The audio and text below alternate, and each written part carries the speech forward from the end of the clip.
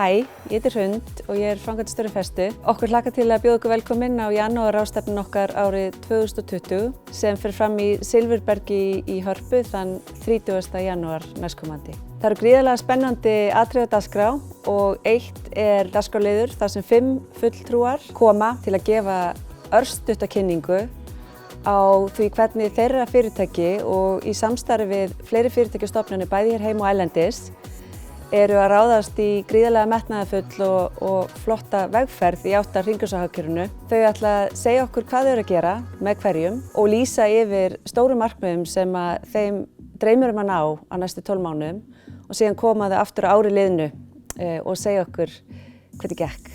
Yfirskrift janúarráðstefnu Festu árið 2020 sóknarfæri á tímum alkemíu. Alkemía undanfari efnafræðinnar þar sem að alkemistum dreymdi að breyta óæðri málm í gull.